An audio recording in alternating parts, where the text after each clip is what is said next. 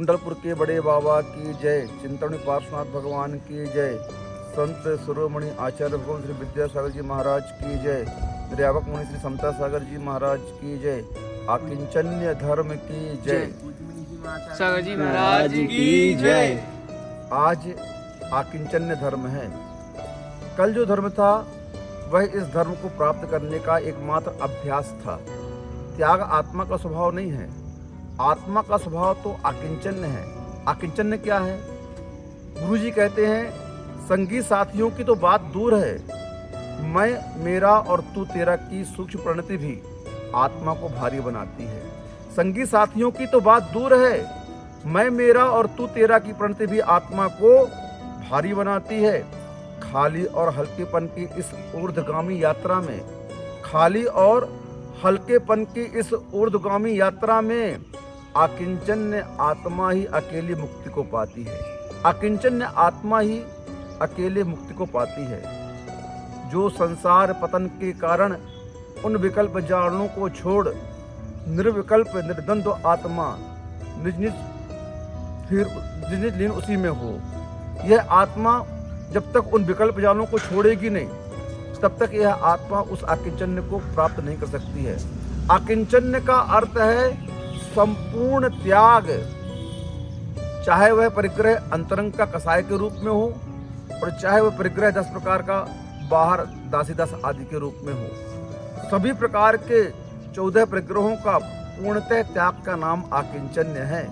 और जब तक इस आकिंचन्य धर्म को आप प्राप्त नहीं करेंगे, यूं कह लो, जब तक संसार के सारे संबंध, पदार्थ, भोग, पद प्रतिष्ठा, इन सब का आप परित्याग नहीं करेंगे और मात्र अपनी एक निज आत्मा में रमण नहीं करेंगे, तब तक यह आकिंचन्य धर्म प्रकट नहीं हो सकता।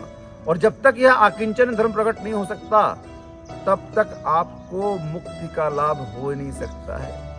आकिंचन्य आत्मा वह कहलाती है जिसके पास बिल्कुल भी वजन नहीं है, एकदम खाली हो चुकी है। कैसी हो चुकी है? एकदम खाली हो चुकी है। और उस खालीपन की यात्रा का नाम ही आकिंचन्य है। संसार में त्याग इसलिए कराया जाता है ताकि आपकी मानसिकता यह बन जाए कि मुझे छोड़ना है। धीरे धीरे आपकी यह मानसिकता बनती जाए कि मुझे इस संसार में सब कुछ छोड़ना है, इसलिए त्याग को रखा है। लेकिन त्याग के बाद आकिंचन इसलिए रखा है कि संपूर्ण त्याग आपको एक दिन करना ही करना है।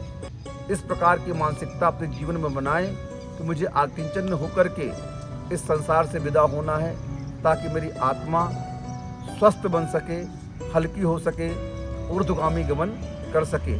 पहाड़ पर चलने के लिए हल्का होना पड़ता है। पहाड़ पर चलने के लिए कैसा होना पड़ता है? हल्का होना पड़ता है। ऐसे ही आत्मा को ऊर्ध्वगामी बनने के लिए हल्का होना पड़ता है।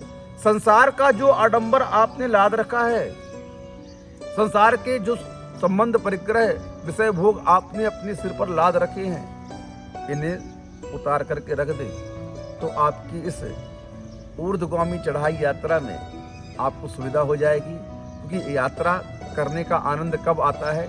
जब बिल्कुल फ्री रहते हैं, हल्के रहते हैं। शिखर जी की यात्रा में अगर एक डंडी भी ले लो, अपने स्वयं के वस्त्र भारी लगने लगते हैं।